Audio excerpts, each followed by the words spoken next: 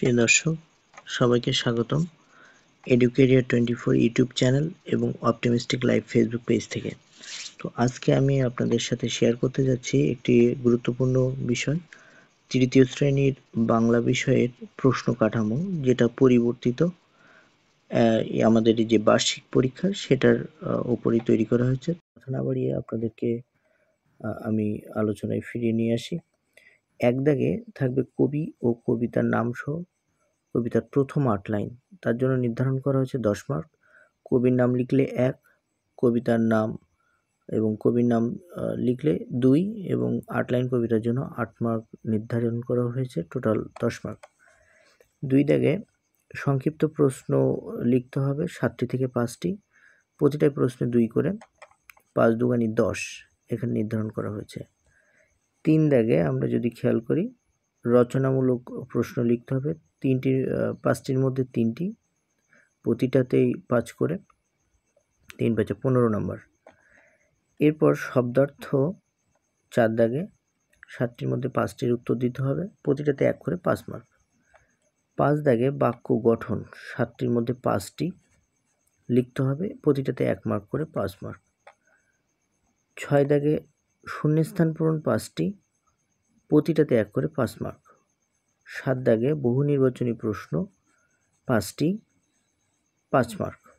এটার কোনো বিকল্প থাকবে না। এখানে বহু নির্বাচনী বলতে 4টার অপশন যুক্ত আর কি যে প্রশ্ন থাকে, আমরা যেটাকে টিক চিহ্ন বলে চিনি, সেটাই। 8 দাগে লিঙ্গান্তর থাকবে 7টির মধ্যে 5টি, তাদেরকে উত্তর দিতে হবে, 5 মার্ক, প্রতিটাতে 1 মার্ক করে। এরপর 9 দাগে যুক্ত বর্ণ ভেঙে লেখা ও শব্দ তৈরি করা, যুক্ত বর্ণ ভাঙতে হবে এবং এটা থেকে নতুন শব্দ তৈরি করতে হবে, 7টির ভিতরে 5টি করতে হবে, প্রতিটাতে 2 মার্ক করে, 10 মার্ক নির্ধারণ করা হয়েছে। 10 দাগে বিপরীত শব্দ 7টির মধ্যে 5টি লিখতে হবে এবং প্রতিটাতে 1 করে, 5 মার্ক ধরা হয়েছে।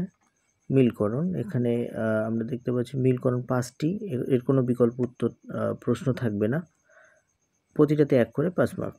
বিরাম চিহ্ন, দাড়ি, কমা, জিজ্ঞাসাবোধক চিহ্ন বা বিষয়সূচক চিহ্ন, এখানে 5টির সর্বোচ্চ 5টির ব্যবহার দেওয়া থাকবে, প্রতিটাতে 1 করে, 5 মার্ক।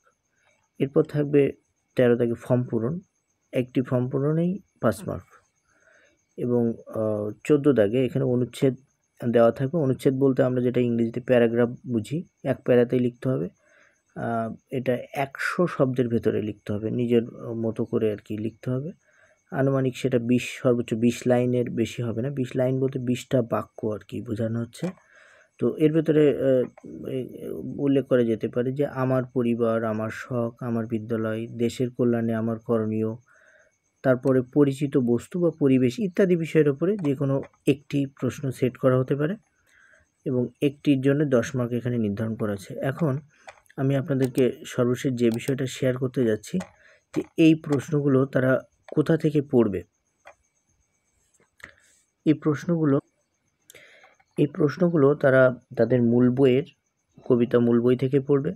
সংক্ষিপ্ত প্রশ্নগুলো তারা তাদের মূল বইয়ের পেছনে যে প্রশ্নগুলো থাকবে সেখান থেকেই পড়বে, অনুশীলনীর জন্য যেগুলো থাকবে, অনুশীলন কোশ্চেন যেগুলো, তারপর রচনামূলক প্রশ্নও অনুশীলনও থেকে পড়বে। শব্দার্থ মূল বইয়ের পেছনে দেওয়া থাকবে এবং প্রত্যেক গল্প কবিতার পেছনে থাকবে, সেখান থেকে তারা বেছে নিয়ে পড়তে পারবে। বাক্য গঠনও অনুশীলনী থেকে পড়বে এবং অতিরিক্ত কিছু চর্চার জন্য তারা মূল বইয়ের ভেতরের অংশ থেকেও পড়তে পারবে। শূন্যস্থান পূরণ মূল বইয়ের অনুশীলনীতে যেটুকু রয়েছে সে অংশগুলো করবে এবং মূল টেক্সটের ভেতর থেকে একটু বেছে বেছে পড়তে হবে। বহু নির্বাচনী প্রশ্নও মূল বই ভালো করে পড়লে ওর ভেতর থেকেই বহু নির্বাচনী প্রশ্ন সেট করা হবে। লিঙ্গান্তর মূল বইয়ের যে সে অধ্যায়ে রয়েছে লিঙ্গান্তর প্রশ্নগুলো, সেখানে ভালো করে পড়লেই সেখান থেকে কমন পাওয়া যাবে। যুক্ত বর্ণ ভেঙে লেখা মূল বইয়ের অধ্যায়ের প্রত্যেকটা অধ্যায়ের পেছনে যে অনুশীলনী প্রশ্ন রয়েছে সেখান থেকে পড়লেই হবে। বিপরীত শব্দ একই, মূল বইয়ের অধ্যায়ের পেছনে যেটুকু রয়েছে। মিলকরণ মূল বইয়ের সাথে যেটুক রয়েছে, যে অধ্যায়তে যেটুক রয়েছে সেটুক। বিরাম চিহ্ন এটা একটা গুরুত্বপূর্ণ অংশ, এটা হচ্ছে যে গদ্যাংশ বা গল্প রয়েছে সেখান থেকে শিক্ষার্থীরা যদি একটু বেছে বেছে পড়ে, ছোট ছোট 4টা 5টা লাইনের যে প্যারা করা রয়েছে সেখান থেকে এই কোশ্চেনগুলো পড়তে পারবে। ফর্ম পূরণ তাদের বইয়ের শেষ অধ্যায়তে যে ফর্মটা রয়েছে সেই ফর্মটা ভালো করে প্রিপারেশন নিলে সকল ফর্ম পারবে বলে আশা করি। এবং অনুচ্ছেদের জন্য তার পরিচিত নিজের যে পরিচিত কোনো জিনিসপত্র, বস্তু বা কোনো বিষয়ের উপরে তাদের 20টা বাক্য লেখার যোগ্যতা থাকলে তারা এই প্রশ্নটা সহজেই উত্তর করতে পারবে। তো সর্বশেষ আমার চ্যানেলটি যদি আপনাদের ভালো লেগে থাকে তাহলে আপনারা অবশ্যই educare24.com চ্যানেলটি সাবস্ক্রাইব করে পাশে থাকবেন এবং আমার ফেসবুক পেজ অপটিমিস্টিক লাইফ এই পেজটা আপনারা ফলো দিয়ে থাকলে আমার আপনাদের শিক্ষা সংক্রান্ত যত তথ্য আমি দেওয়ার চেষ্টা করব এবং ইংরেজি বিষয়ে আমি অনেক তথ্য আপনাদেরকে দেওয়ার আশা আছে। তো আমার সাথে থাকবেন এবং অবশ্যই সাবস্ক্রাইব এবং ফলো করে আমার পাশে থেকে আমাকে উৎসাহ দেবেন, এই আশাবাদ ব্যক্ত করে এখানে শেষ করছি।